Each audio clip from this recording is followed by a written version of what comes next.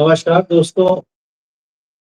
आज लखनऊ अलीगंज के अंदर जिस कोचिंग सेंटर पे अग्निकांड हुआ है, उसमें मरने वाले बच्चे जो 15 मासूम बच्चे, जिनका सपना, जिनका भविष्य शासन प्रशासन की लापरवाही के तले दब गया, खत्म हो गया, उन मासूम बच्चों को भावभीनी श्रद्धांजलि अर्पित करते हैं और शोकाकुल परिवार के लिए हम अपनी संवेदना व्यक्त करते हैं। और भगवान उनको, ऊपर वाला उनको स्वर्ग में जगह दे और उनके माँ बाप को सब्र दे और सुकून दे। इन्हीं इन्हीं अग्निकांड के बारे में हम बात करेंगे। बराबर ये बात होती रही है, जब कोई हादसा हो जाता है उसके बाद शासन प्रशासन की नींद खुलती है। इतना बड़ा हादसा, इतना बड़ा सानहा उत्तर प्रदेश की राजधानी लखनऊ के अंदर हो गया, जहां सरकार के बिल्कुल बगल में और सरकार के तमाम नाक कान आंख सब होते हुए भी इतना बड़ा हादसा हो गया। और उसके बाद शासन प्रशासन की आंख खुलती है और उसके बारे में वे जो कुंभकर्णी नींद थी, इससे वो जाग रहे हैं। इसी बात पे आज हम इस बहुत बड़े हादसे के बारे में और इस ज्वलंत मुद्दे के बारे में हम बात करेंगे। हमारे साथी हैं आलोक सिंह, जो जाने माने सोशल एक्टिविस्ट है। आलोक भाई, बहुत बहुत स्वागत है आपका। और जी धन्यवाद। हम तो बहुत ज्यादा गमगीन है और बयान नहीं कर सकते अपनी जबान से कि जो 15 मासूम बच्चों की जान चली गई शासन प्रशासन की लापरवाही की वजह से। और उत्तर प्रदेश की राजधानी लखनऊ के अंदर जो तमाम भाजपा सरकारें इतनी बड़ी बड़ी बातें और इसी से दावा करती है, उसकी धज्जियां उड़ती हुई दिख रही है। आज उन 15 मासूम बच्चों के माँ बाप के ऊपर क्या गुजर रही होगी। जिनके बच्चे होते हैं उनको ज्यादा एहसास होता है उस चीज का कि कम से कम वो बच्चे जो देश के भविष्य बनते हैं, उनके अपने सपने थे, जो उसी अग्निकांड के अंदर दब के खत्म हो गए और उनकी आवाज हमेशा के लिए दब गई। हम इसी शासन प्रशासन की लापरवाही और सरकार की अनदेखी के बारे में आपसे बात करेंगे कि जब भी देखा गया है कि कोई घटना घटती है, कोई बड़ा हादसा होता है, उसके बाद शासन और प्रशासन की आंख खुलती है, तब वो चेखते हैं और फिर उसके बाद लगते हैं ये एकदम अपना चाबुक चलाना, कोई सही है गलत है उससे मतलब नहीं, बस एक फरमान जारी हो जाता है कि ये बस अब आज से सारे कोचिंग सेंटर बंद या उनकी जांच होगी, एसआईटी गठित होगी और उनके ऊपर एलडीए की कार्रवाई होगी, जो भी विकास प्राधिकरण। अब वो अब इससे क्या होगा, दूसरे ये कि उसमें जो सही है वो भी अब एक नया एक भ्रष्टाचार उसमें चालू हो जाएगा। लोग अपना एक रास्ता तलाश करेंगे, जिसे आपदा में अवसर तलाशेंगे, फिर तो ये होने लगेगा कि इसका क्या इलाज है। आलोक भाई, आप मुझे विस्तार पूर्वक बताइए और मैं मतलब उस परिवार की संवेदना हम सब उसके साथ हैं, तो आप उससे एक बार बात करिए, बताइए। जी नदीम जी, धन्यवाद। आपने एक बात कही कि प्रशासन सब अब शायद कुंभकर्ण की नींद से जाग रहा है, लेकिन मैं ये कहना चाहूंगा कि प्रशासन कुंभकर्ण की नींद से कभी जागा ही नहीं। अभी भी वो खाली लीपापोती कर रहा है, उसके अलावा वो कुछ नहीं कर रहा है। मैं आपको बताना चाहूंगा कि 1973 में एक urban planning and development act बना था। उस एक्ट के तहत ये विकास प्राधिकरण की अवधारणा रखी गई थी कि हर मेजर सिटी में एक विकास प्राधिकरण बने जो कि पूरा शहर का डेवलपमेंट देखे। और उस 1973 के एक्ट में दो चीजों की मुख्यतः बात हुई है। एक बात हुई है मास्टर प्लान की और दूसरी बात हुई है जोनल प्लान की। तो मास्टर प्लान मतलब क्या है कि पूरे शहर को, लखनऊ को आप 7-8 जोनों में डिवाइड कर दीजिए और कहाँ पे क्या बनेगा मोटा मोटा थोड़ा बता दीजिए। जोनल प्लान का मतलब है कि हर एक जोन का डिटेल में प्लान बनाना कि गोमती नगर एक्सटेंशन में फलाना जगह पे ये बनेगा, विभूति खंड में यहाँ पे कमर्शियल बनेगा, ये एरिया में पार्क बनेगा, ऐसे। और अगर गोमती नदी है तो वहां पे कितनी पॉपुलेशन डेंसिटी वाला, मतलब ज्यादा वहां आबादी नहीं होनी चाहिए क्योंकि गोमती के पास है। तो ये सारी चीजें जो है जोनल प्लान में आती, बहुत डिटेल में। और मैं आपको बताना चाहूंगा कि 1973 में एक्ट बना था, आज चल रहा 2026, ये 52 साल में या 54 साल में, हाँ, अभी तक एक्ट के अनुसार विकास प्राधिकरण ने कोई भी जोनल प्लान बनाया नहीं है। 56 साल हो गए। अब ये बताइए, तो होता क्या है कि ये कहते हैं हमने मास्टर प्लान बना लिया। मास्टर प्लान में क्या है कि कुछ वो कुछ दिखाते नहीं है, खाली उसमें जो दिखाएंगे कि यहाँ पे इतना डेवलपमेंट जो होना चाहिए कमर्शियल होना चाहिए, इतना रेसिडेंशियल होना चाहिए। और बाद में ये लोग क्या करते हैं, क्योंकि जोनल प्लान कोई है नहीं डिटेल, तो बाद में ये क्या करते हैं कि उसको बदल डाल, जब मन हुआ उसको बदल दिया। एक जगह पे रेसिडेंशियल बना हुआ है, वहां पे कमर्शियल कर दिया। रोड के किनारे कमर्शियल इस्टेब्लिशमेंट बन गए, जहां पे कुछ और बनना है वहां कुछ और बन गया, पार्क के ऊपर मकान बन गए। तो ये इनका लगातार चलता रहता है, और एक आम आदमी के पास इतनी शक्ति नहीं है कि वो शासन प्रशासन से हर एक मुद्दे पे लड़ सके, वो संभव ही नहीं है। इसलिए आदमी थोड़ा सा कोशिश करता, प्रयास करता, फिर हार जाता। तो मैं आपको इन सब बातों को इसलिए कर रहा था क्योंकि जड़ में लखनऊ विकास प्राधिकरण के काम करने का तरीका ही है। ये जो एक्सीडेंट हुआ है, ये पहली बार नहीं हुआ, अभी लवासा में भी घटना हुई थी, उससे पहले गुड़गांव में भी हुई थी, दिल्ली में भी हुई थी, फिर उसके बाद से गोवा में भी हुई थी, हर जगह हो ही रही है। और जब भी कहीं कुछ हादसा होता है तो इसी तरीके के रिएक्शन आते हैं, कोई जांच कमेटी बनती है और रिवाब होती है। आलोक भाई, अभी एक बात बताओ, इसी आपने जो बात बताई कि जहाँ रेजिडेंशियल एरिया है वहाँ कमर्शियल एक्टिविटीज हो जाती है, जहाँ कमर्शियल एक्टिविटीज होनी चाहिए वहाँ रेजिडेंशियल भी हो जाती है। और इस पे गवर्नमेंट की तरफ से भी अभी इससे पहले एक जो आ गया था कि जो भी मतलब 2000-3000 स्क्वायर फीट का एरिया अगर है तो वहां भी 4th फ्लोर के आप जो है बिल्डिंग की 4 की बना सकते हैं। अच्छा, अब इंफ्रा वही वहां पे रोड और उसके साथ साथ बिल्डिंग में जो इंफ्रास्ट्रक्चर होना चाहिए, मतलब उधर फायर फाइटिंग होना चाहिए, एक पावर बैकअप होना चाहिए, दूसरे पार्किंग की व्यवस्था होनी चाहिए। अब ये इन्होंने वो सारी जगहों पे तो ये कर देते हैं। अच्छा, उसके बाद जिन बिल्डिंगों पे अब जिस बिल्डिंग में ये बड़ी घटना घटी है, जिस जो अग्निकांड हो गया, उसमें बताते हैं कि 1-2 फ्लोर तो रेजिडेंशियल पार्क था और कमर्शियल एक्टिविटीज उसमें होने लगी। उसमें फायर फाइटिंग, अब एनओसी जिसे बोल दिया उन्होंने कि जो डिस्ट्रिक्ट फायर ऑफिसर है डीएफओ, वो तो अपना बचा हुआ, उसके नीचे नीचे पे कार्रवाई कर दिया। तो सवाल इस बात का कि एनओसी क्यों नहीं जारी होती?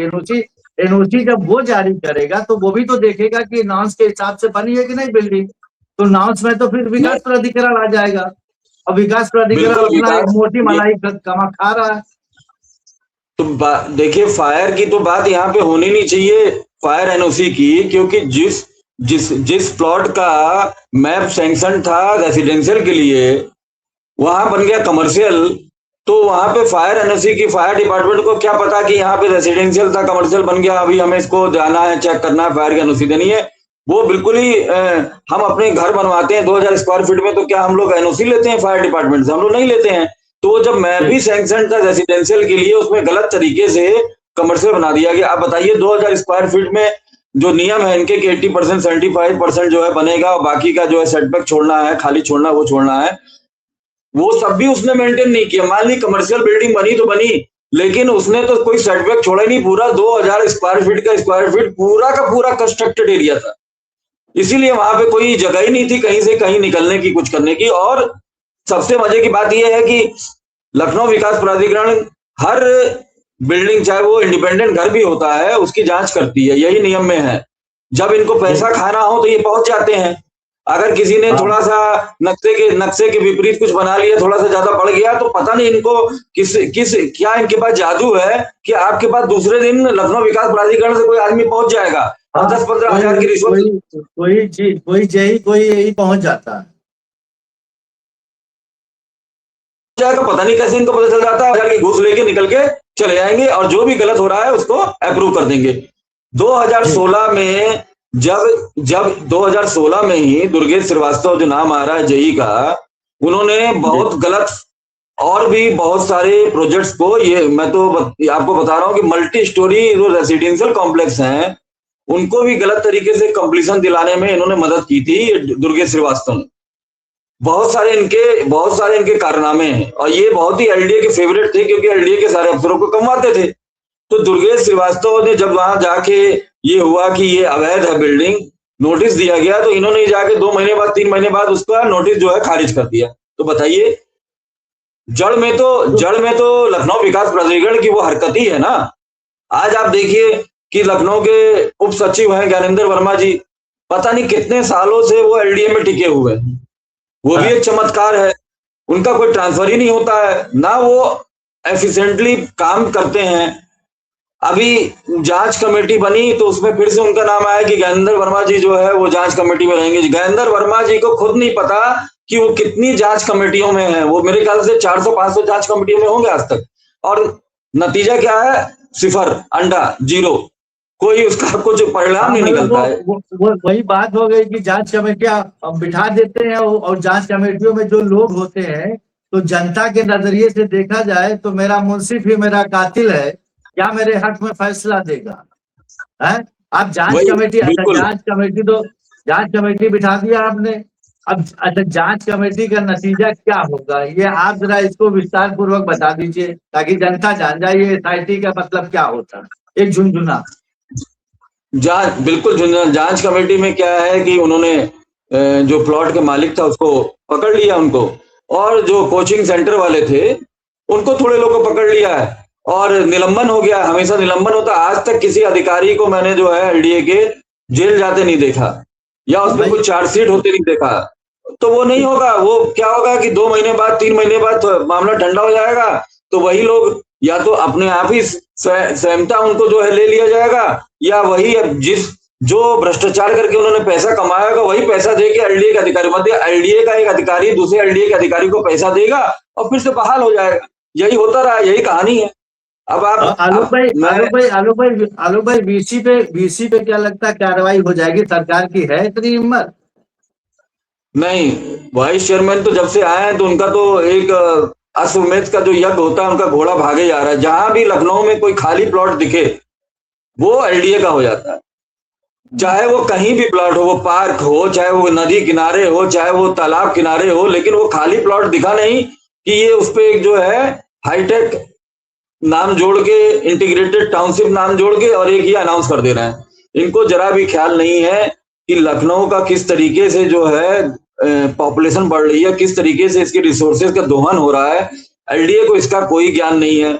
आपको मैं एक बात बताऊं, थोड़ा सा इससे अलग है लेकिन जुड़ा हुआ है, कि पूरे लखनऊ में 25 से 30% जो है वाटर सप्लाई आता है पाइप से, बाकी ग्राउंड वाटर से आता है, जमीन से दोहन हो रहा है। जिसका मन किया सबमर्सिबल लगा लिया है।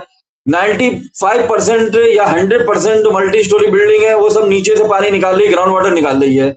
यहां तक कि जो 30% में पाइप वाटर सप्लाई बता भी रहा हूं, उसमें से भी 15% जो है वो ग्राउंड वाटर ही निकाल के और उसी से सप्लाई की जाती है। तो क्योंकि नदी नहर वगैरह तो आपने बर्बाद कर दिए। गोमती से पहले इतनी सप्लाई होती थी, वो भी आपने ऐसा कर दिया गोमती का हाल कि वहां से भी सप्लाई बंद है। तो मेरा कहने का मतलब यह है कि लखनऊ विकास प्राधिकरण, जिसको जिम्मेदारी दी गई है इतनी महत्वपूर्ण कि वो हर चीज की प्लानिंग करे, एक एक चीज की, पानी भी उसकी जिम्मेदारी है, बिल्डिंगें भी उसकी जिम्मेदारी है, कैसे बन रही है, क्या बन रही है, रोड भी उसकी जिम्मेदारी है, और पैदल चलने वालों के लिए जगह मुहैया करना वो भी उसकी जिम्मेदारी है। सारी जिम्मेदारियां, लेकिन वही विकास प्राधिकरण अपनी किसी भी जिम्मेदारी को पूरा नहीं कर रहा है। नहीं, और आप ये देखिए, जैसे अभी एक मुहिम से चल पड़ी है पूरे उत्तर प्रदेश में कि कोचिंग सेंटरों को बंद किया जा रहा है। अरे भाई, उसकी जांच तो कर लो, सही है गलत है, उसमें सारे सहूलियत है या नहीं है। अब इलाहाबाद में कोई खान तक की कोचिंग सेंटर था, उसको खान ग्लोबल कोचिंग सेंटर के नाम से अब वो धड़ाधड़ हर जगह मतलब गिराया जा रहा है कि मतलब, अरे भाई ये कौन सी बात हुई यार? जहां लापरवाही शासन प्रशासन को हुई, जहां पे इतना बड़ा हादसा हो गया, उससे सीख लेते हुए आप उसका तरीका अपनाइए, ना कि कोचिंग सेंटर बंद कर दिए। पुरानी कहावत है कि मतलब चारपाई में अगर खटमल पड़ गया तो चारपाई जला दीजिए। अरे भाई, खटमल की दवा दे दीजिए, खटमल मर जाए। तो वो नहीं करके पूरी मतलब चारपाई जला दो। अरे भाई, आप पूरी कोचिंग सेंटर बंद कर देंगे। मैं इस पे बताना चाहूंगा आपको एक बात। हम कुछ जो सिविल सोसाइटी है, जो समाज के लिए अच्छा सोचते हैं, भाई हम लोग को अधिकारी तो है नहीं। हमने कई साल पहले इनको कहा कि आप जेपी एनआईसी जो बिल्डिंग है आपकी, देख रहे होंगे एलडीए के बगल में ही जेपी एनआईसी, आज 11 साल 12 साल हो गया, 1000 करोड़ रुपया हो गई है वो। हाँ, बस 1000 करोड़ रुपया उस पर खर्चा हो, या उससे ज्यादा खर्चा हो गया होगा। हमने इनको लेटर लिख के डिमांड करी कि भाई आप इतनी सारी टेक्नोलॉजी कंपनी है, स्टार्टअप कंपनी है, कोचिंग सेंटर हैं, आप इनको सब्सिडाइज रेट पे जेपी एनआईसी की में जगह मुहैया करा दो। एक और जगह क्या? हो जाएगी, सब्सिडाइज वो हो जाएगी, उसका उपयोग हो पूरा जाएगा। आज कोचिंग हब हो जाए, वो कोचिंग हब हो जाए। जैसे आपने बिल्कुल चटोरी गली बना दिया है, एक सड़क को बंद करके चटोरी गली के नाम से आपने दे दिया, तो जेपीएनआईसी को शिक्षा के नाम पे दे दीजिए। बिल्कुल, क्यों नहीं दे सकते? आप उसको बर्बाद कर रहे हो, आप उसे किसी काम में तो लाओ। आज यहाँ जितनी भी स्टार्टअप कंपनियां, आप कहते हो कि लखनऊ आइए, वापस आइए, अपनी कंपनी स्टार्ट करिए, यहाँ से काम करिए, लेकिन आपके पास कौन सी कमर्शियल जगह है? कौन सी कमर्शियल जगह आईडीए ने मुहैया कराई है या किसी और संस्था ने मुहैया कराई है? कुछ नहीं है यहाँ पे। एक आईटी ओपन के नाम पे एक छोटा सा 40 सीटर बना दिया है। अगर अगर ये सारी समस्या आए नहीं, अगर हर जोन में प्लानिंग करके एलडीए खुद ही कमर्शियल स्पेस प्रोवाइड कर देना। हमें कोई पागल कुत्ते ने कहा है कि हम जाएंगे और अपना, अगर हमें एस्टेब्लिशमेंट बनाना है बिजनेस का, तो मुझे कहीं ना कहीं तो कोई जगह लेनी पड़ेगी, और जो जगह अवेलेबल होगी वही तो मैं लूंगा, नहीं तो मैं अरे क्या तो क्या काम ही नहीं करूंगा, करेंगे? भूख के मर जाऊंगा। तब तो सब जगह तो वही हुआ है कि बनाया किसी ने, आपने अपना नाम शिलापट लगा दिया, किसी की मूर्ति बिठा दी, नाम आपका हो गया। अब अगर जेपीएनआईसी को ये दे देंगे, शिक्षा का केंद्र बनाते हैं उत्तर प्रदेश का, तो कहीं ना कहीं इनको इस बात का डर होगा, अरे इसका भी क्रेडिट कहीं अखिलेश यादव न ले ले, कहीं समाजवादी न ले ले। तो इस वजह से भी ये सोचते होंगे कि हाँ, ये अलग बात है कि सोच है धीरेन्द्र शास्त्री के लिए अगर कोई सेंटर बना दिया जाए, कोई ऐसा कानून में कुछ बन जाए तो उन्हीं को पेश कर दे, वो ज्यादा सही रहेगा उनके हिसाब से। उनकी राजनीति तो उससे सेट हो जाएगी ना। लेकिन यहाँ बच्चों का भविष्य चाहे गर्त में चला जाए, उस पर कोई ये लोग एक्शन प्लान नहीं करने वाले कि कोई एक्शन लें और उसका कोई प्लान करें जो बच्चों का भविष्य सिक्योर हो सके। देखिए, ये कोऑपरेटिव पॉलिटिक्स होती है, आपस में मिलजुल के कुछ चीजों में पॉलिटिक्स नहीं करनी चाहिए। मैं ये मानता हूँ कि जेपीएनआईसी भी ऐसी एक वो जगह है जिसके ऊपर कोई अरे पॉलिटिक्स ना जनता का करके, पैसा उसका लगा हुआ है, किसी के बाप का पैसा जनता का लगा हुआ है पैसा है, क्या उसमें? उसका है बेहतरीन उसका 1500 बेहतरीन 1600 उसका करोड़ रुपया जनता का आज इतने सालों से आके फंसा हुआ है, और आप लोग सारी राजनीतिकरण खेल रहे हो। है जनता एकदम बिल्कुल। मतलब चाहे जैसे जहां भी मतलब बदतर जिंदगी गुजार दे, कोई फर्क नहीं पड़ता, आप राजनीति में पड़े हुए हो। आप ये बताइए, जनता के लिए कुछ नहीं है। अभी आप क्या है कि विधानसभा के लिए दूसरी जगह देख रहे हो। विधानसभा के लिए पहले पहले 2023 में इन्होंने चाहा कि जो लखनऊ जू है, वो लखनऊ जू खत्म हो जाए और वहां पे हाँ विधानसभा बन जाए। इन लोग का हाँ, मकान, बताइए कितनी गलत चीजें। हम जानते हैं कि 2 ही जंगल है, कुकरेल है और एक ये है, उसको भी खत्म कर दो। फिर जब वो जगह नहीं बिल्कुल। मिल पाई इनको, तो अब इन्होंने एक जगह सहारा में इतनी एक जगह निकल के आई, तो इन्होंने सहारा को कब्जा कर लिया। अब क्या हर जगह आप ही लोग ले लोगे? आप ही एमएलए एमपी निवास बनेंगे, आप ही के लिए विधानसभा बनेगी, 10-10 विधानसभा बनेगी, और हमारे आम आदमी के लिए क्या, हमारे बच्चों के लिए क्या? आप ये हाँ, सोचिए, ये पूरी जो सहारा की जगह निकली थी, आप उसको बना दो ना, एक एजुकेशन हब बना सहारा दो। की जगह पे जो है जेपीएनआईसी विधानसभा बनी, बनेगा। हाँ, नया अब वहां विधानसभा विधान सहारा की जगह पे अब बनेगा। वहां विधानसभा बनेगी, मतलब पूरा लखनऊ में जो भी प्राइम जगह होगी वो आप ले लोगे, तो दूसरों को क्या मिलेगा? आप अगर ये चाहते हैं कि इस तरह की कोई घटना ना हो, तो आप खुद ही इस तरह के कमर्शियल स्पेसेस हर जोन में अवेलेबल करा दे एलडीए, जहां पे लोग जाएं और अपना किराया देवें और अपना जो है काम स्टार्ट कर दें। अगर आप वो भी नहीं करोगे तो अब ये हाँ, ये तो सब चल ही रहा है, जिससे इतना अब आदमी इतना बड़ा हादसा हो गया आलोक भाई, उसमें बच्चों का मतलब जिनके लाल चले गए, उनका जो दर्द है वो कोई तो, मुझे नहीं लगता कि उस दर्द को कोई महसूस कर सकेगा जिसके ऊपर गुजरी है, जिन माँ बाप के ऊपर गुजरी है। कितने, किसी का भाई होगा, किसी का बेटा होगा, किसी का भतीजा होगा।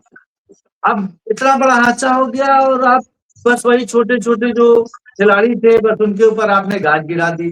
सरकार को तो इसकी जिम्मेदारी लेनी पड़ेगी ना। और ऊपर से झूठे आंसू, जहां पे घटना हुई है, जहां पे माँ बाप खड़े हैं आके हाँ उनके सामने, मतलब बेचारे बॉडी भी नहीं देख पाए, हाँ वहां पे आप घड़ियाली घड़ियाली आंसू हाँ, रो रहे हो। हरियाली आंसू। मतलब हाँ मतलब पूरे झूठे आंसू हमें दिख रहा है कि आप बिल्कुल, मतलब झूठे आंसू आपके निकल रहे हैं।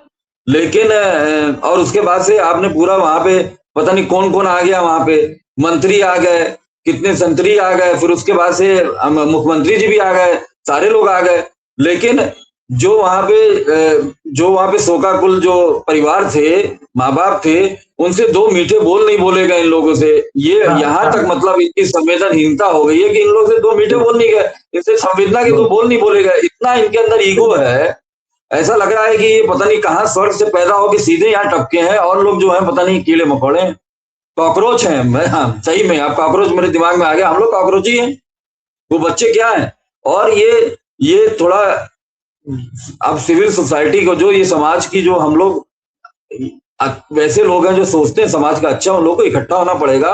और ये हमारे बच्चों को तो हम पहले बहुत सारी और चीजें सिखानी पड़ेगी, उसके बाद से उनके करियर का सोचना पड़ेगा। अब आप एक चीज और, जी जी, एक चीज दिमाग से निकल रही थी, मैं ये बताना चाहूंगी, ये कभी भी जांच कमेटी बनाते हैं तो उसमें समाज से किसी को क्यों नहीं लेते हैं? ये मेरे लिए हमेशा एक प्रश्न रहा। आपने कभी एक एग्जाम क्वालिफाई करके आप मान लीजिए सरकारी नौकरी पा गए, इसका मतलब ये तो नहीं है कि और लोग जो समाज में है वो काम नहीं कर रहे हैं, आप उन्हीं की मदद लेते हो। जब मुंह उठाते हो तो चले जाते हो IIT चले जाते हो, इंडियन इंस्टीट्यूट ऑफ साइंस चले जाते हो, कहीं यहाँ चले जाते हो, कहीं वहां चले जाते हो कि हमारी मदद करो। आप आउटसोर्सिंग से सारे काम कराते हो, आपका 90%, अरे आप जो ये हेलीकॉप्टर तक बना रहे हो वो भी आप आउटसोर्सिंग से बना रहे हो, टेक्नोलॉजी कंपनी से। तो जब आप जांच करते हो तो आप सिविल सोसाइटी से क्यों नहीं अच्छे लोग बुलाते हैं और अपनी जांच? आलोक भाई, सिविल सोसाइटी तो छोड़िए, मैं तो कह रहा हूँ कि आप उन्हीं बच्चों के माता पिता में से किसी को बिठा दीजिए। क्या सब जाहिर अनपढ़ थोड़ी रह रहे होंगे? बहुत अच्छी बात कही आपने, माता पिता में से किसी को बिठा दीजिए ना, उसमें बना दीजिए अध्यक्ष सदस्य, पता चल जाएगा। दूध का दूध और पानी का पानी जो कह रहे हैं वो पता चलेगा कि भ्रष्टाचार से क्या क्या बनाई दी चीजें। अच्छा, उत्तर प्रदेश वासियों के खुशकिस्मती या बदकिस्मती कह दीजिए कि जो मुख्यमंत्री जी हैं यहाँ के, वो मुख्यमंत्री के साथ साथ पूजनीय भी है। मतलब क्या करे जनता, वो भी एक चीज देखना है। जो आपने कहा कि साक्षात उतर आए हैं, तो वो मान चुके होंगे अपने आप को कि भाई तो भाई मुख्यमंत्री का एक प्रोटोकॉल होता, ठीक है, मेरे साथ साथ तो और भी प्रोटोकॉल जुड़े हुए, तो थोड़ा सा तो जो मीठी बोल कहाँ से निकल पाएगी? इतना घमंड, गुरूर, तकब्बुर है कि मत पूछिए। और उनके मंत्री भी जो हैं और भी MP MLA हैं जो यहाँ यही लखनऊ बेस्ड हैं, जो यहाँ से जीते हैं उत्तर प्रदेश से, उनको भी कोई चीज जो है ठीक से बात करना, बोलना या कोई सॉल्यूशन निकालना, किसी प्रॉब्लम का हल निकालना कुछ नहीं। आपने बहुत अच्छी बात कही कि उनके माँ बाप से पूछ लेना चाहिए, और अगर वो तैयार हो जाते हैं उसमें से कुछ लोग, तो उनको कमेटी का हिस्सा बनाना चाहिए। लेकिन ये कभी सिविल सोसाइटी में से किसी को कमेटी का हिस्सा नहीं बनाते हैं, क्योंकि ये जानते हैं कि असलियत निकल के आ जाएगी। अभी आपने कोई बड़े प्रमुख सचिव को जांच कमेटी का हिस्सा बना दिया, आप पहले उन प्रमुख जो सचिव हैं, जो प्रिंसिपल सेक्रेटरी हैं, आप उनके जाइए, आप उनके आय की जांच करा लीजिए, आपको पता चल जाएगा कि उनके पास कितना पैसा है, वो क्या क्या रख के बैठे हैं। आप लोग कुछ कर ही नहीं रहे। आप लोग आज जांच कमेटी में ऐसे लोगों को रख रहे हैं। आलोक भाई, समय के अभाव की वजह से थोड़ा अब हम दूसरे किसी मुद्दे पे फिर आपसे जरूर बात करेंगे, लेकिन थोड़ा समय का अभाव है। दूसरे ये कि भगवान इस सरकार को और इन शासन प्रशासन में बैठे जिम्मेदारों को सद्बुद्धि दे कि जिसकी वजह से आगे कोई घटना ना घटे, और जो बच्चे इस दुनिया से चले गए उनके घर वालों को ऊपर वाला सहन शक्ति दे, उन्हें सब्र करने की शक्ति दे। तो इन्हीं बातों से हम अपनी बात को खत्म करते हैं। उम्मीद है कि सरकार की नींद जो है वो खुल जाए, आँख खुल जाए, ताकि आगे कोई हादसा ना हो। बहुत बहुत धन्यवाद, बहुत शुक्रिया, नमस्कार।